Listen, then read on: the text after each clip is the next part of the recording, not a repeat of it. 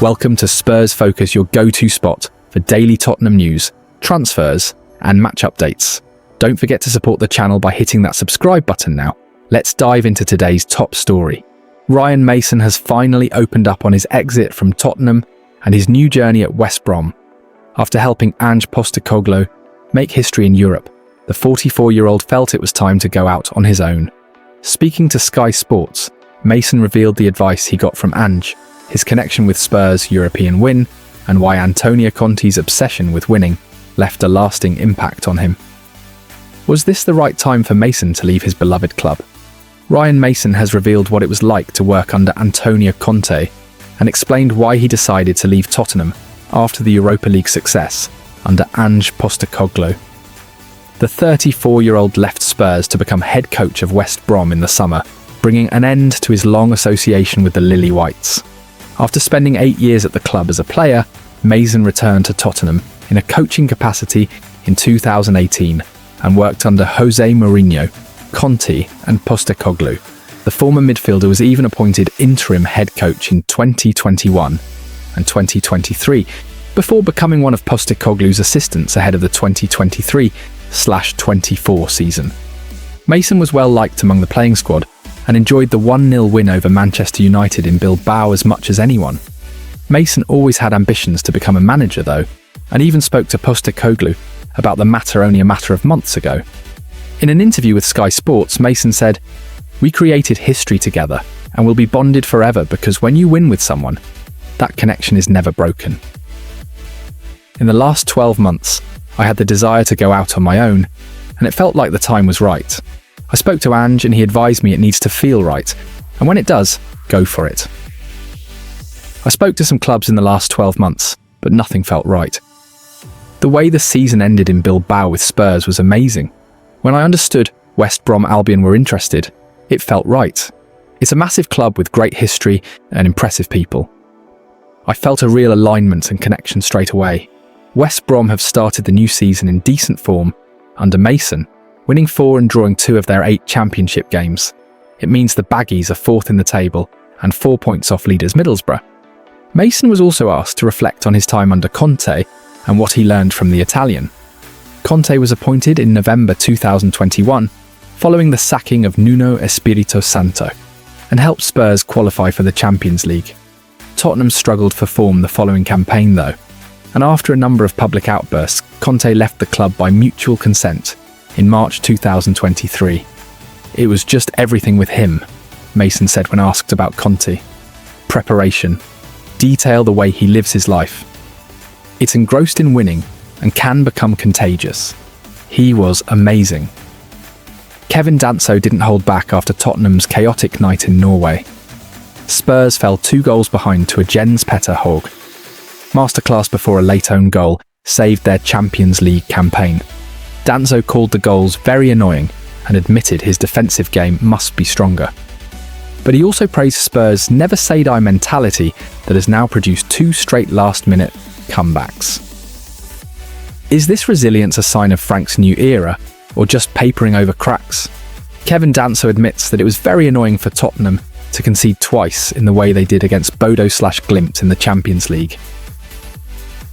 The Norwegian side swept into a deserved 2-0 lead thanks to a Jens Petter Hauge, double only for Spurs captain for the day, Mickey van der Ven, to head a goal back. Then in the 89th minute, an Archie Gray shot was pushed out by the Bodo goalkeeper, and against his own defender, Jostein Gundersen, to bounce into the net and to spare Tottenham's blushes. Danso came into the defence for injured captain Christian Romero and admitted that Hauge's finishes were excellent, but frustrating. They were very good. I mean, we knew before he was a very good player, and he showed quality with the 2 goals he scored. But from a defensive standpoint, obviously very annoying because you want to keep the clean sheet. But they were 2 good goals, and we had a tough time, said the Austria international. The centre-back added, "We know from last season they're a very good side. Very, very good football. Especially in the first half, it took us a while to figure out. We went down and I think we just showed our mentality that we're difficult to beat. We came back and we're happy to take a point away from home." The late own goal meant it has been back-to-back games in which Spurs have hit a late leveller to rescue a point after grabbing a 1-1 draw at home with Wolves in the Premier League on Saturday night. Danso explained why that comeback ability is in Thomas Frank's team. Just hard work, staying in the game no matter what situation, no matter what the state of the game is, said the defender. 1-0 up, 2-0 up, 3-0 up, 1-0 down, 2-0 down. Just hard work and always wanting to score, always wanting more, and defending at the same intensity no matter what the state of the game is. With the partnership of Romero and Van de Ven, the main one at Spurs, Danso has had to take what he can get in game time, which meant stepping into the breach in the Champions League suddenly after Romero's contact injury against Wolves. Of course, when you don't play as much, it's always a bit difficult. But I feel like I've got enough experience now. I know what it takes, and I just know defensively I need to be stronger, a bit stronger than today, he said. But I feel like with the experience, 9 years professional now, it's just part and parcel of football. You've got to be ready for the opportunity when it comes. Tottenham survived a nightmare in Norway. Bodo/Glimt ran Spurs ragged and left Thomas Frank's men shell-shocked in a performance far from their dominant win back in May. With Richarlison struggling, Dominic Solanke injured, and the hosts missing big chances, Spurs were lucky to escape with a draw. Is this a warning sign for Frank's new era? There are two ways of looking at Tottenham's shell-shocked performance beside the Norwegian Sea on Tuesday night back in the small town of Bodo. Firstly, it was nowhere near the professional physical display Spurs put in at the Aspmyra Stadion in May. On Monday night at his press conference, Thomas Frank had done everything to distance himself from that 2-0 win 4 months ago, while stating that no parallels could be drawn. However, in the same room the next night, after the game, the Tottenham head coach referred back to that previous victory 3 times. On one of those occasions, he said, "I think it's also fair to say that we didn't touch the ball in the first half last season either, and it was still 0-0 at that half. I think they were slightly better today in the first half, Bodo, so I think that's more respect to them." Slightly in this instance would be like saying it had been a slightly long wait for Tottenham to win a European trophy, the night before they lifted that one in Bilbao. For Bodo was so much better than Spurs that one of the greatest mysteries of this season might just be how the scoreline was indeed 0-0. At half-time as a penalty was missed. Another unmarked effort from 8 yards was sent over the bar, and Tottenham spent much of their time run ragged by the hosts' attacks. In contrast, Bodo barely threatened Tottenham's goal in either half back in May against a visiting side that bullied them throughout with their physical play. The second way to look at it, though, is that this Bodo/Glimt side are far better than they are given credit for, and their home record in Europe is dominant. Spurs' win in May was an outlier at a stadium where many have come and failed. So regardless of how fortunate Spurs were to escape with a draw, they still managed to come away with something few have managed, and that's a promising sign, regardless of how it came. Under Ange Postecoglou, when Tottenham stank, so did the result. Under Frank so far, when the performances haven't clicked, and it's still very early days in him imprinting his ideas on the squad, they have at least grabbed a point or 3, the Bournemouth game aside. Football. London asked Frank if with so many games and some key injuries in attack, he was having to throw together starting lineups and might not yet have worked out the right blend, balance and formula. The Dane thought for a moment before saying, "I think that's too early to judge in my opinion. You can say we didn't play our best first half today, but I made it very clear from the beginning, I have a big respect for Bodo, and everyone should have for what they do and what Kjetil Knutsen is doing. I think it's also fair to say that it went quite well against Wolves in the first half, so I know that's a bigger perspective. I think it's overall, you can say with a lot of games, that go-to starting 11 you like to find at a certain stage, that's something I'm looking into. Which is normal. New coach, new players. And we still need to do a little bit of rotation. So in essence, Frank didn't agree, but kind of did. A key miss for him has been the unavailability of Dominic Solanke.